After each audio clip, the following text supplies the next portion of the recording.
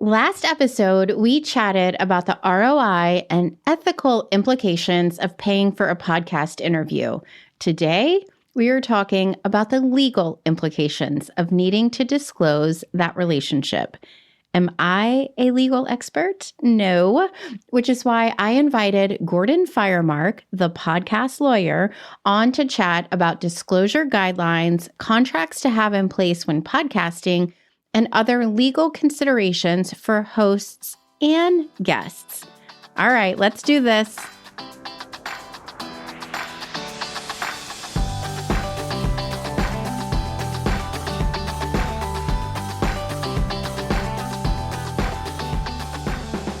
Hey there, pitches. Thank you for tuning in to another episode of Go Pitch Yourself.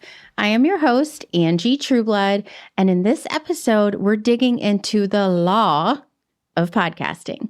If you are new here, welcome. I am a podcast visibility strategist, aka podcast pitcher extraordinaire, founder of the Podwize group.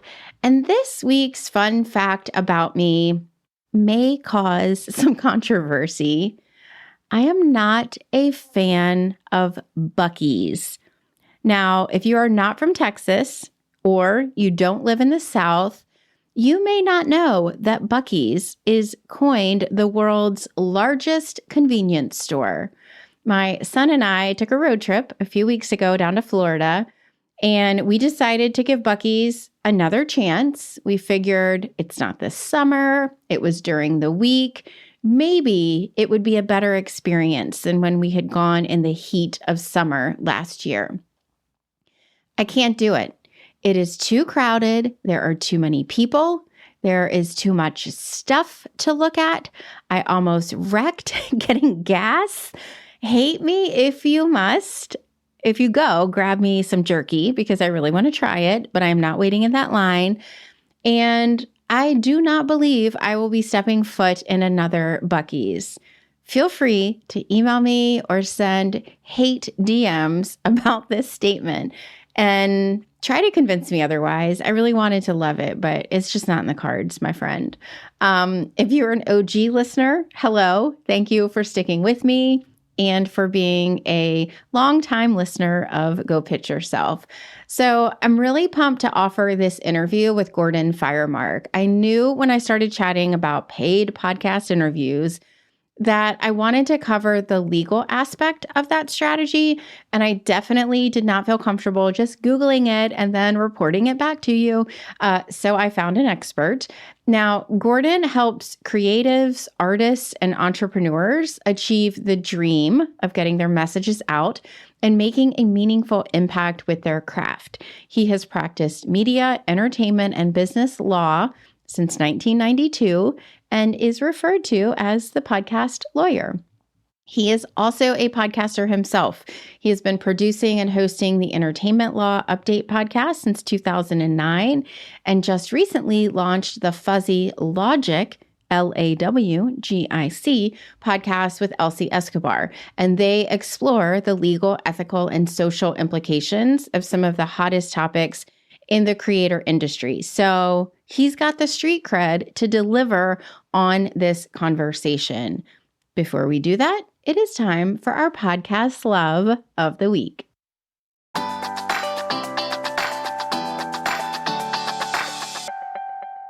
So I was recently a guest on episode 33 of Confessions with Jess Campbell and Cindy Wagman.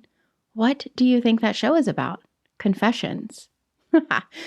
Get your mind out of the gutter. Their show actually pulls back the curtain on how nonprofit consultants run their business. Both Jess and Cindy are former in-house nonprofit professionals who turned into coaches and consultants, and they work with purpose-driven organizations. They invited me on to chat about how to grow your visibility through podcast guesting. So episode 33, Pitch Perfect, Getting on Podcasts, was a really interesting conversation because we didn't just talk about my approach to being a podcast guest and earning those opportunities, but Cindy and Jess also shared their approach. We talked about, yes, landing the interviews, but also what we as podcast hosts like our guests to do during the interview. So definitely pop over, give it a listen if you want an inside peek at what 3 podcast hosts want from their pitches and their guests. All right, friends, it is time for my conversation with Gordon Firemark. Buckle up to hear about the legal side of podcasting and really content creation in general. Gordon, I am so excited to have you as a guest on Go Pitch Yourself. Thank you for joining me today. Hi, Angie. It's great to be here. Thanks for having me.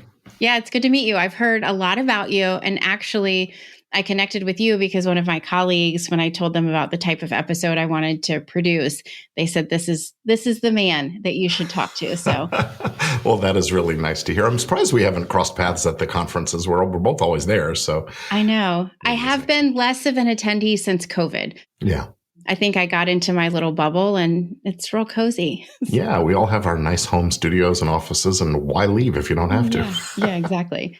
All right. So before we dig into the content, I would love for you to offer a little bit of background on yourself to the audience, because you are very well experienced and established in the podcasting industry with a legal flair. So tell us how that came to be and what you're currently doing. Well, yeah, they do call me the podcast lawyer, and I'm happy to have that brand.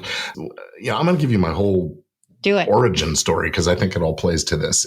I got involved in live theater as a sound and lighting technician when I was very young. I was first exposed to theater at like 5 in kindergarten, and I saw the lights come on and the sound and everything happening, and I thought I got to be a part of this. And so years later, I'm in junior high. I started doing lights and sound for the school variety shows. Did that all through high school and college. I worked professionally in high school and college as a sound guy at some major theme parks and things like that.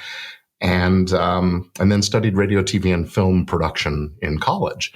Came out of that and became a producer for a sports production company at the time. And just as I was really trying to make a move into mainstream entertainment, film and TV, there was a strike. And I had considered going to law school and rejected it at one time. But that was my impetus to go to law school. So I always was aimed at the entertainment law community and industry. And when I finished law school, started a practice on my own. It was a time when there were a lot of young lawyers and a lot of consolidation in the entertainment industry going on at the same time. So a lot of competition. Ended up going out on my own very early on in my career. And, I just love to help creative people do their thing and create safely and without getting in hot water and things. So was looking for a way to market my practice, and I started a blog before blogging was a thing. And I'm a techie geek, so I'm always an early adopter of these things. And then Leo Laporte was doing podcasting fairly early in the thing, and I thought that's pretty cool. And I got some gear. I was actually invited to be a guest on some shows a few times, and then I thought I'm going to start one of these. So I started my podcast in 2009. So 14 years or so in now, we're doing Entertainment Law Update for 14 years, 154 episodes next week. Oh my gosh. So when I started podcasting, I set about looking for, how do the rules of this game differ from other aspects of the entertainment industry? And there were no resources, none. So I decided to write a book. And I was doing the research anyway, might as well publish it, right? So I did that. The podcast blog and new media producers legal survival guide was born. And when you write a book, they start thinking of you as an expert. Yeah. So here I am years later. And, I love helping folks in this really exciting new medium. And it's been around a while now, but it's still pretty new.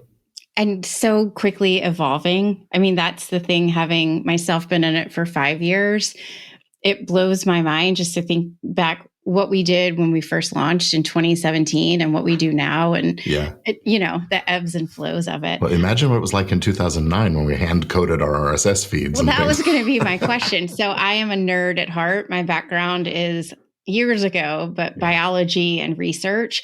What was it like? I mean, did you even have you didn't have a hosting service or platform, right? Actually, Libsyn had already been in business. They had come up and started. And so my first show was hosted on Libsyn. And then you had this, you had to sort of cobble together a way to manage the RSS feed and the website and things like that. And there was a system that was acquired by Google called FeedBurner.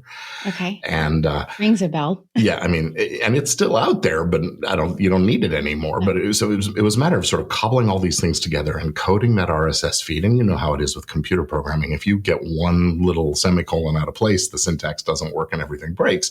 So you publish your episode and then find out nobody's getting it, and you have to go back and do it.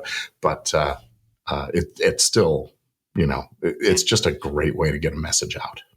Where were we listening to podcasts in 2009? Because I listened to them. I was in pharmaceutical sales for 10 years before I came home. So I was that typical road warrior, out driving. And I listened to podcasts, but I have no idea how. So you had an iPod, right? Or some other kind of MP3 player where you would actually download the files on your computer and then load them onto the device and then take the device with you in the car or wherever you were going, to the gym or whatever. And it was still a great way. But, now that bandwidth is faster and the phones connect to the internet, you can stream things and just decide, I want to listen to that. And it's there on your machine in 10 seconds. Yeah. That's wild. That's what the promise of this medium is it's so easy to get it now. I think that's almost the double-edged sword sometimes. And I think we mentioned Podfade, I think, before we hit record. And I think I have a second show too that I launched. I'm not going to say it's Podfaded. It's just on a long, long hiatus. Yeah, I have shows like that too. Yeah. I have the best of intentions of bringing it back. But I think that's the challenge, is it is really easy to get started, but it does take some dedication to continue on in this medium. So let's talk a little bit about, you still have a practice, right? So are you still working one-on-one with clients? Yes. I try to make sure that I have something for everyone. And obviously, as a lawyer, I make my living doing the work for my clients. Right. But I also try to make sure that there's educational material and tools and templates and things that allow clients or not people who want to hire me as their lawyer, but who want to do things themselves. So they are equipped with the knowledge, information, and the tools they need to do that. And then a lot of just free information, because I really want to make sure folks out there know how to stay out of the hot water. Yeah. So let's dig into that a little bit. Yeah. Specifically, I want to talk about the idea of the pay-to-play trend that we have started to see in the podcast interviewing space. Yeah. I think there's a couple of directions we can take with this. I'm open to all of them. When I first started taking on clients as more of a freelancer, we really didn't have anyone come back to us and say, this is great. Susie seems like a great fit to move forward. It's $150. It's definitely not commonplace. I mean, the vast majority of shows that we pitch, there is no media fee attached to it, but we have been seeing a little bit of an increase in this space. And the gamut of prices that we see is mind-blowing. We had a host one time come back, and God bless her, but the fee was $35. And I thought, if you're going to charge, let's charge. Out of zero. Come on. Something. And then we've seen it all the way up recently this year. Well, not this year, but 2022. I saw that the Lori Harder's podcast, Earn Your Happy, on the application, it's like, be prepared for, there's a $10,000 guest appearance fee. So there's a big difference out there. I guess, first of all, what are you seeing, since you are pretty entrenched in the industry itself? Yeah, I'm not seeing a lot of, as you said, it's not commonplace, although it's often enough that we're talking about it. Actually, there was an article last winter in Bloomberg that talked about this, and there were even in the health and fitness arena, there were even shows with $30,000, $50,000 fees to appear on the show. And I guess that's a good investment if you are the owner or the face of a brand that is selling nutritional supplements or something like that, and you can get in front of a large audience. The fees really, it is tied to the size of the audience and also, I guess, to the host's sense of comfort level with the stuff. Yeah. So, but what I'm seeing a lot of is pushback from guests or other shows that feel like, there's not enough transparency about what's going on. I know we've created a bit of a workflow in-house to where, first of all, I would just prefer, like when I looked at Lori Harder's Google Doc, the application form, it said it on there, which I so appreciate, because there's definitely been times, we even had one a couple of years ago where in the email back accepting our client, it was basically a click here to move to the next step. And it was a checkout page. We were like, wait, I had no idea there was a fee. Wow. So I appreciate the transparency on the front end, with whomever they are booking as guests. But then I think, well, what's happening with the listeners? Like, do the listeners actually know there's a financial relationship here? Yeah. And so our response back, we have a couple of different questions. We'll sometimes take it back to our client and let them make that decision. But I want to know, what does it pay for? So if you've got stats on downloads and a media kit, because to me that it really shifts into more of an advertising opportunity than, kind of an earned visibility opportunity. And then we do ask them, how do you disclose this relationship to your listeners? And if they don't, I don't encourage clients to do it, because I think that's an expectation as a podcast listener myself. I would like to know that. What's your take? Well, agreed. I think when I talk about transparency, I'm really talking about, through to the listener, because I think if you are paying to be on someone's podcast, you are either think of yourself as an advertiser or think of it as an endorsement that you're purchasing. You're paying that endorser for their recommending your product, which in this case is you or whatever your opinion or you're speaking about. And so if you're going to go on somebody's show and you're going to pay them for that access to their audience, I think you have to think of it as, you have to be, clear that the audience needs to know. Yeah. The FTC, the Federal Trade Commission here in the U.S., agrees with that point of view. And in fact, they're examining their guidelines right now. They've had these guidelines in place for a long, long time. In fact, the history of this kind of thing goes back probably about 70 years. In the 1950s and 60s, there was the payola scandals in the music industry and the radio industry, where record companies, record pluggers, they were called, would go into the record labels and make relationships with the DJs. And sometimes those relationships ended up with exchanges of money in exchange for putting a particular record into higher rotation on the station. And there was big scandals, and lots of famous name broadcasters were sort of rounded up and brought in to testify to Congress, and a couple of people went to jail, and all kinds of big news things. And it changed the record industry, where the program managers at the stations were now the ones making those decisions, and they had to be transparent with ownership, and sometimes even centralized management of station groups would handle telling them what to play, which sort of took the local out of it, which isn't so great. But have you listened to the American Scandal series on it? It's a podcast I listen to a good amount, and they've got one of their series is on payola. Oh, interesting. No, I haven't listened to that, but in law school, and when you're studying entertainment law, they teach about this stuff. And Alan Freed and Dick Clark, all these guys were involved in those. They weren't the ones that were really caught up in it, but it was a big deal. Yeah. So the FTC, the Federal Trade Commission, has issued guidelines about this kind of thing and about endorsements and in the blogging world, the affiliate ads was the thing, and that carries over into podcasting as well. If you're running ads, or if you're talking about a product and you're sending people to your affiliate link, you have to tell them, this is my affiliate link. I'm going to get paid if you buy this thing. And there are ways to do that in a subtle conversational way. And I'd say the same is true for these paid endorsements. Right now, the FTC is sort of focused on the influencers on TikTok and Kim Kardashian and her crypto.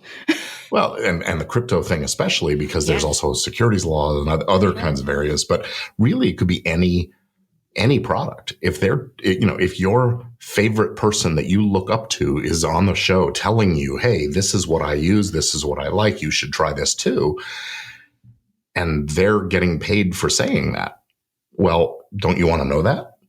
And if you listen to a podcast regularly and that podcast is having a guest on and saying, hey, this person is someone you should listen to, what they have to say matters. Maybe it's their product or their book or just their message. Mm-hmm. You want to know if your host is getting paid for that endorsement as well. And that's really, we're waiting for the FTC to issue some new guidelines. And I think we're going to see those things showing up in there.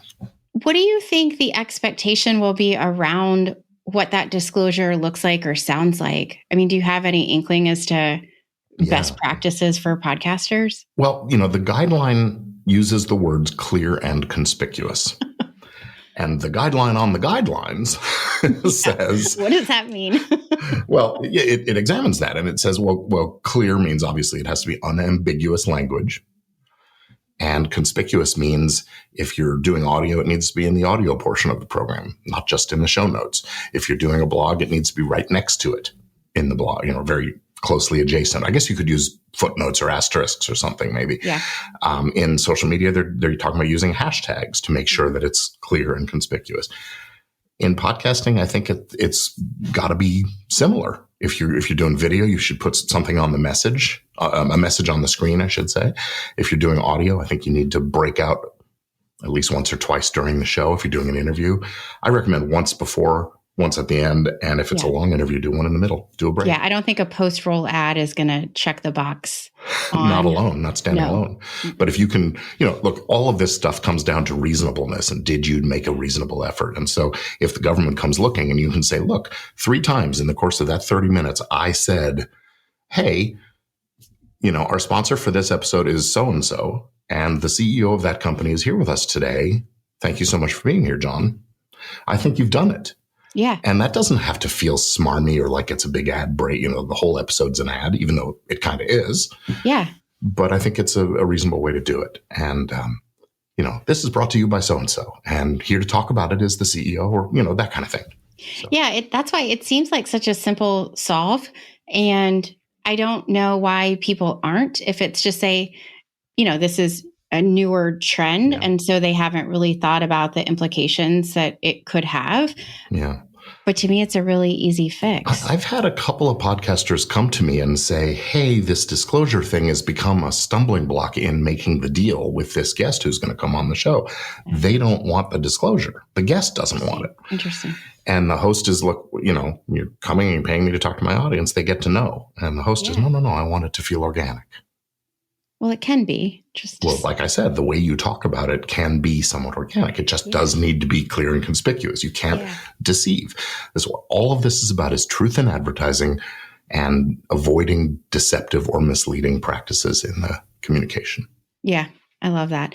You had mentioned before we hit record also the idea, it's a service called Guestio by Travis. Is it Chappelle? Yeah. Chappelle. Okay. I don't know whether he says Chappelle or Chappelle. I know. And I think I connected with him back at Podcast Movement in 2019. I think he sponsored a booth, but they're doing something different over at Guestio. And I have seen a conversation about transferring some of the payment to the actual creator, the host, which also is a podcast host. I enjoy making money for the work that I put out there. Fair. And when we take on clients, we are not doing that for free. We are charging them for the work that we're doing. I'd love for you to share a little bit about maybe a conversation you and Travis had, or what you had said was kind of his take with it. Well, not to put words in his mouth. Yeah. I mean, I've heard him speak and we've talked. I don't want to reveal any, personal conversations, direct conversation I've had with him, but the point of view that he and others in similar situations have is, look, guests are already paying someone to go out and book them on shows. Mm-hmm. And why shouldn't some or all of that money be going to the people who are actually going to the trouble of making the show, rather than some intermediary who's in the, doing the job of booking and finding the opportunities and so on. And well, the fact of it is, if you have your assistant go out and try to find you 10 podcasts this month to get on as a guest, you're paying your assistant, you're paying someone, or you're paying for your own time by not doing other more productive work, right? So you're always going to be needing to pay someone, but he's sort of right in the sense that, look, the creators should probably get some reward for it as well. if they're willing to do those disclosures and be transparent about it and all that. I think the ecosystem for this is really in an evolutionary stage right now, and we're going to have to watch and see how it goes. It may, again, and then if we get into things like fee sharing, where if you were going to share with the host, that's another disclosure that has to be made and really transparent as well. And so it can get really sticky. But, I don't think there's anything inherently wrong with paying to be a guest on a show any more than it is paying someone to book you on a show. Yeah. And on the other side, show hosts are sometimes paying bookers to go out and find them guests. Yeah. So there's definitely a robust economy to be built here. But I think it warrants that conversation as the host, as the creator. A lot of times we've seen over the past 5-10 years that the actual artist is the one who gets left out sometimes of the money equation. And so I do like the creativity of, well, how can we get some money back to the person who's actually creating the content? Mm-hmm. We actually saw one of the databases that we have used before.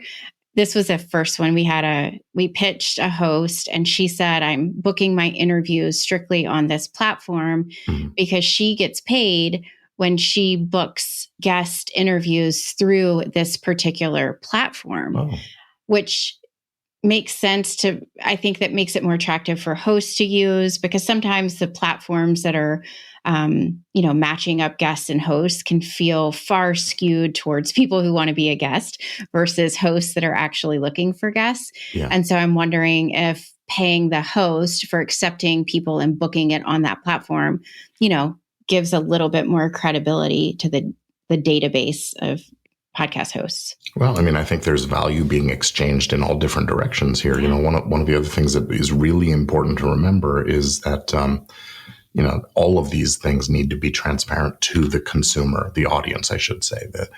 The consumer is often the person who's paying to be on the show, but the audience is the ultimate end user of the content. And they need to make their purchasing decisions fully informed.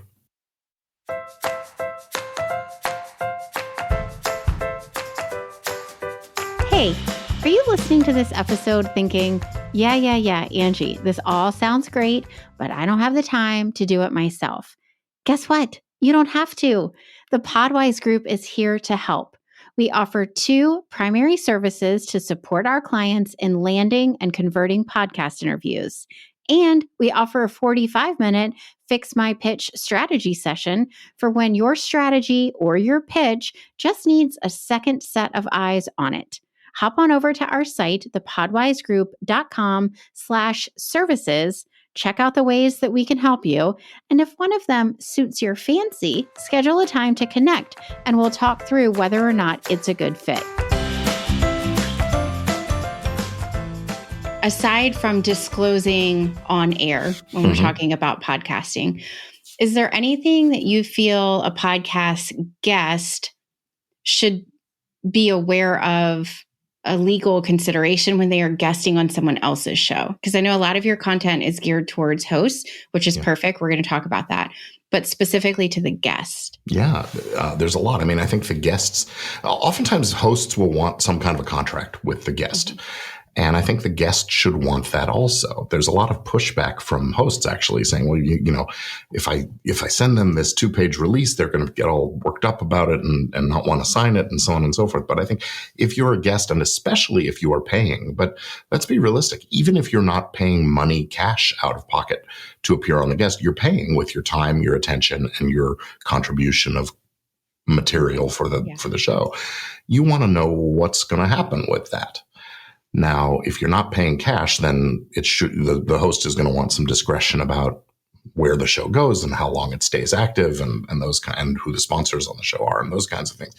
If you're the sponsor, you want to know that you're going to get a return on that investment. Mm-hmm. You want to know how, as you said earlier, the demographics of the audience and how many of them are there. What's the download numbers, typical download? You can never get an exact guarantee, but you want some guarantees that the show's still going to be available in the feed in 3 months, 6 months, 12 months, 10 years, who knows how long.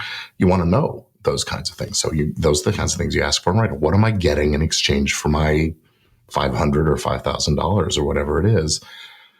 And what happens if something changes?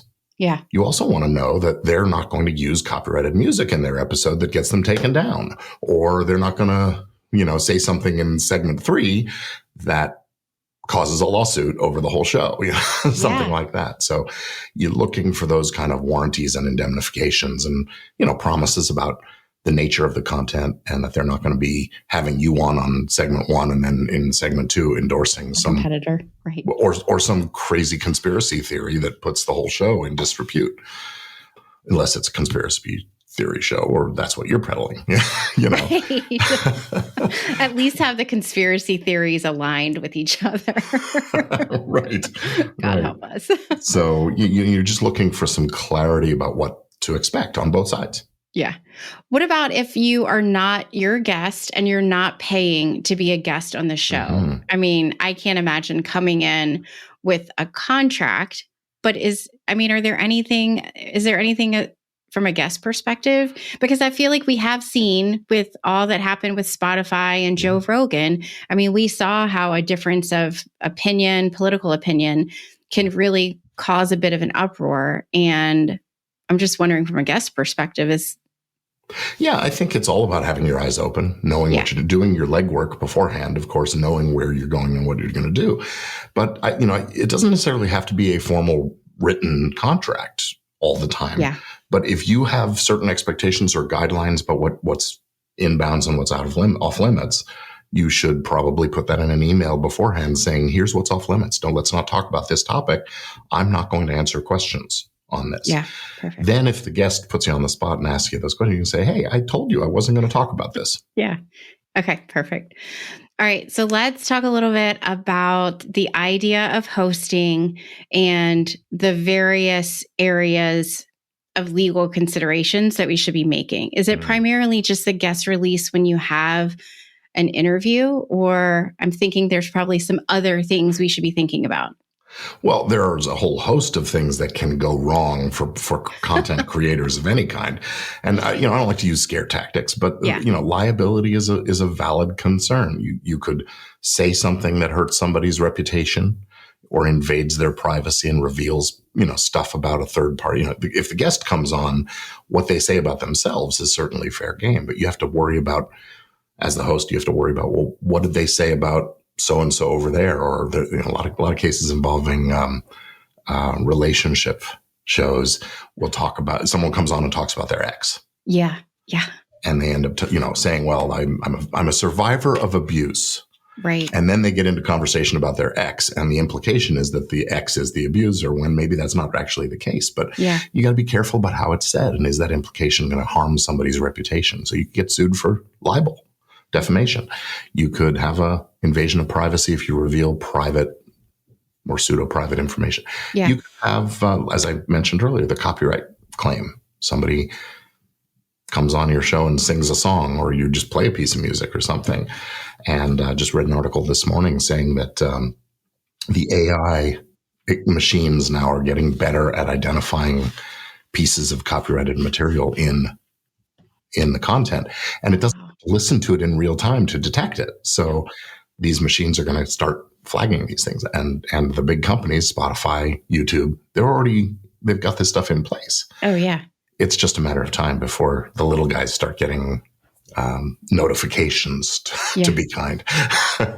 What we lawyers call nasty grams.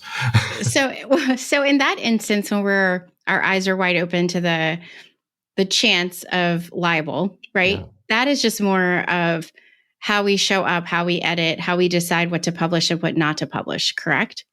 Or is that a contractual piece as well? Well, we can ask for in a guest release a promise that you're not going to do it, and B, if it does happen, you're gonna make it right. That's the indemnification.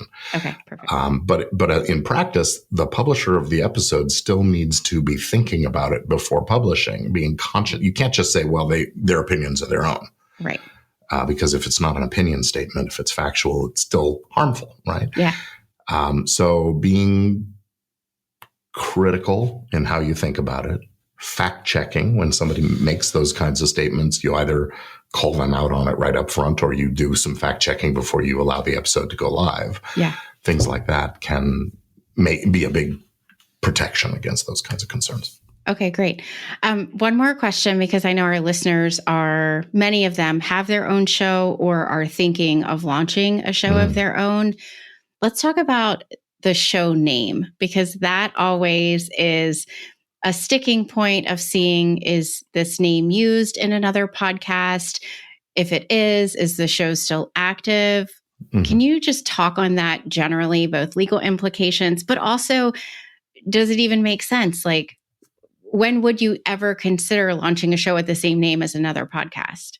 Yeah, well, the short answer to that is I wouldn't. Never. I mean, choose the title of your show as something that will set you apart, stand out, be distinctive, distinguishing. You don't want to be one of the 20 with coffee shows, or Dads and Donuts, or something like that. I mean, it could be dozens of those, dozens of donuts. Funny. I crack myself up. Dozens of dads with donuts. There you go. See, I mean, so you want to be sort of distinctive and stand out. And then you want to protect your title so that others who come into the space and try to use something that's confusingly similar can't, or that you have a way of putting a stop to it. And so we're talking about trademark law. And a trademark is really any distinctive word, phrase, symbol, or mark or something that is used to identify and distinguish the goods of one service, goods or services of one provider from others in the marketplace. So if you think about it, it's a brand. Brands, just like you used to sear a distinctive symbol on the side of a cow to say what ranch it came from. So choose wisely. And this is an area where I'll say, do as I say, not as I do, because I chose a title for one of my podcasts called Entertainment Law Update. That's purely descriptive. And so it wouldn't be entitled to trademark protection until and unless it was used for a while and the audience, the consumers, had this secondary meaning in their mind. Okay. And so I've been using it for 14 years, so I have no problem. But that first year, if somebody else wanted to start another show and call it their Entertainment Law Update, they could. I would have been out of luck. So. Yeah. So interesting. Okay. I feel like you've given us a really good baseline of some of the considerations to make. Are we missing any part? I'm sure there's tons, but the big rocks that podcasters should be thinking about to legally protect themselves, have we covered most of them? There's two other areas that I want to make sure we talk about. One is if you're starting up a business, even if you don't think it's a business, it's just something that, will be out there and sort of separate from you. Well, making it separate is really the point. So having a LLC or a corporation can be an important component of your structuring to protect yourself and set things up. And that means also keeping separate bank accounts. So the business expenses you can take the tax deductions, right? If you are working with a team, either co-hosts, partners, co-producers, whatever, the LLC or something can be a great form of a prenup, podcast prenup. That is, a way to articulate the expectations and responsibilities of the parties. And really, you should have some kind of an agreement, a prenup with every single member of your team, even if they aren't a co-owner, even if they aren't on air. Your editor is contributing creative services to the show. And if that person is an independent contractor and you don't have something in writing, there's a little weird nuance of copyright law that says independent contractors own the copyright in their creative contributions, unless there's a written contract that says otherwise. Okay. So you want to have that work made for hire language in a written contract with every single person who touches your show: writers, producers, researchers, editors, co-hosts, guests. Well, and I love this because I think so many hosts step into starting a podcast really with the intent, a lot of times, if it's not tied to a business, it's a passion project. It's something they love. And as we talked about pod fade before, sometimes setting it up in a way that is more legitimate will keep you going. So if in an LLC, I mean, for sure, but we've set up ours years ago. It is not hard. It is not expensive to do. Okay, tell us, Gordon. That's going to vary state by state. I mean, it's not hard to do. It's relatively simple. You can hire someone like me to do it for you. You can use some of those services, although then you've got to make sure that the proper wording for your circumstances finds its way into the operating agreement. Depending on where you're locating, though, it can be expensive. California has a very high minimum tax each year. Oh. So running an LLC in the state of California is probably, between all the various filings and taxes, it's about $1,000 a year. Oh, wow. Okay. So if you're not making a lot of money, that may not be the right solution for you, but it's definitely something you want to analyze and consider, because but you could charge your guests. You could charge your guests, but you could also buy insurance to protect against some of these kinds of things. So you have to do that pros and cons, cost benefit analysis on that as well, and charge your guests, or just get a bunch of sponsors and take care of it that way. Do all the things. Yeah. Well, I love this. I really appreciate you pouring your expertise into our audience for sure. And I do have a couple of questions just about podcast guesting, because I'm a nerd. I always like to ask guests just what their experience is with it. I know you've been on a lot of podcasts, but have you been the one that has pitched yourself or your team, or how do they come to you? I would say it's about an equal mix of them approaching me about it kind of the way you did. Yeah. Or me spotting a show, and sometimes it's just me casually saying, hey, I'd love to come on your show. Here's what I would want to talk about. And they'd say, oh, great. What are you doing Tuesday? Sometimes it's a little more formal of a process. And I do use some of the online database services that match people up and those kinds of things. But no, I don't use my team for that, because I do think it's sort of a personal connection. Yeah. But that's the value of services like yours, is that you build that personal connection as a market connector. Yeah. I want to point out two things you said, just for listeners who are pitching themselves, is one, people are coming to you and inviting you to be a guest on their show. And it is very clear from all of your branding online, your microphone, the podcast lawyer, it is very clear what you do and who you serve. And so it's far easier for podcast hosts to invite you on as a guest when you stand out in a market. So when you are very clear on who you serve and how you serve them, that really sort of ups the ability for someone to ask you to be a guest, because they know inherently what you would be talking about. They can make a snap judgment about whether it's a fit or not. Yeah, for sure. Which, for good or bad. Yeah, exactly. I love you or I hate you. I can't decide. And then the second piece of it was even just a quick pitch that you kind of rolled off of your tongue. It can be that simple. So maybe you're not hiring a team. Maybe you're not getting any help to support you in pitching. It does not have to be a convoluted, long, formal pitch. It really just needs to be a topic that the host finds relevant to their audience. The beauty of Gordon is that it's almost clear what your topic would be, or at least the space that it would be in. So you don't have to have a lot of the ancillary things that we sometimes see in the pitches that we send out. So, it's nice if you have a one sheet or a landing page that you can send them to. That makes the shorthand even better, because you just say, hey, here's who I am. Here's what I do. I'd love to come on your show as a guest. Here's how you find out more. And here's how you book me. Yeah. Yeah.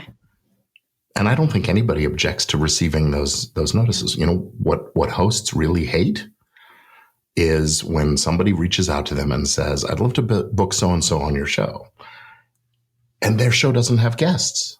Yeah.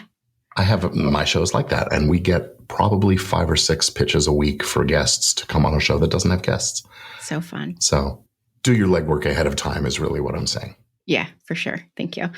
This is my last question. So how do you like to be pitched? You do not like to be pitched because you don't have guests on your show.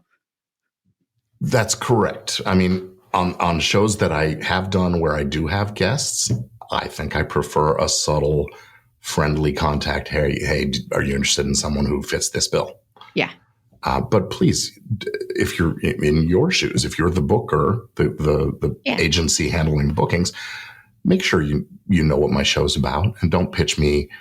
If I'm doing a law show, don't pitch me a baseball player unless it's about a baseball law. Yeah. Unless he is a baseball attorney who. Well, yeah, and that might be interesting. Actually, hey, let me go find that person. And you know what? It would be okay to, if you know a little bit about a show, to make the pitch tailored to the show is what I'm saying. Don't just say, here's the bio, here's the, and so many of these, I guess this is my message. If you're a guest and you're looking at hiring somebody to book you on shows, make sure they do their work and not just add you to a database and spit it out to 100,000 people every week. A lot of the hosts that we have pitched will hire us because they've seen the pitch. But my one recommendation is before you hire anyone, ask to see a pitch that they have sent out on behalf of someone else. They can make it anonymous, so they don't have to share any specific information, but you need to be able to see if that is in alignment with your brand and how you want to be showing up in inboxes. Yeah, I mean, because anybody can get results on just by playing the numbers game. You send out enough pitches, somebody's going to say yes. Yeah. But you want to also not rub people the wrong way. Yeah, for sure. Well, Gordon, thank you so much for coming on. A couple of places we want to point people to, right? The podcast, and then you've also got a couple of live streams. And I would love for you to share the template. I think the podcast release. Yeah, let me take it in reverse order. Perfect. So you mentioned the podcast release. If you are a host and you're looking to have guests on your show, or if you're a guest and you just want to be proactive about it, there's a free guest release form available at podcastrelease.com. And you can download, you give me your email address and I won't stop bugging you till you tell me to. But give me the full disclosure, transparency. Yeah, See what I did there? Well, listen when you say stop. Right. So that's one.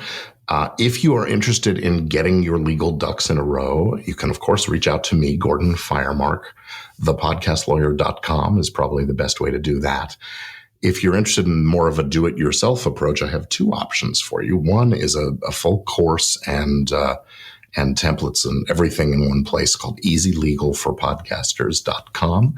That is it's a go at your own pace kind of a thing where we really walk you through the steps of each thing, including forming that LLC, registering your trademarks and copyrights, making deals with your teams and managing your intellectual property, all those kinds of things. Or you can just access the forms. You can go to podcastlawforms.com and get the templates and shorter instructions on how to do things. And I'd love to help you out in any way I can. Yeah, thank you. That's perfect. We'll link to all of those in the show notes, but I love that the URL is very easy to remember and very easy to type in. So if you need any of that, definitely pop over and see what Gordon has to offer. Thank you. Appreciate you. Thank you. So are you running off to download a contract or rethink your entire podcast name? Slow your roll, my friend. First up, I would definitely head over to Gordon's website, gordonfiremark.com, and see the resources that he has there. There's lots of information and free templates for you to check out if you're thinking of prioritizing getting those legal ducks in a row.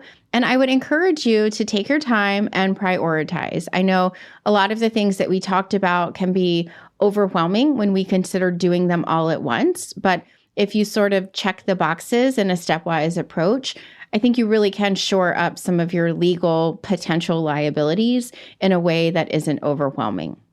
Now, that is all for this week's episode, but don't skip out on the next one. As I've mentioned before, this is actually a 3-part series-ish on paying for podcast interviews and really the money flow when we're talking about podcast interviews.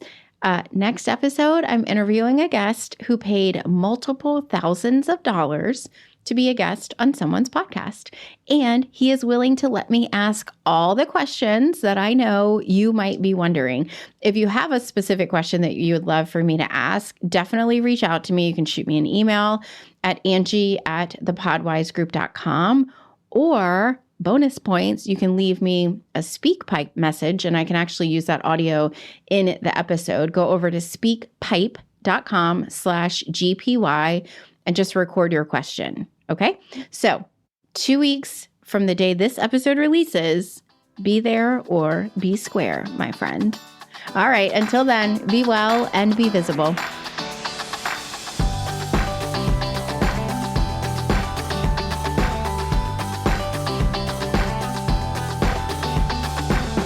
so much for listening to this episode of Go Pitch Yourself.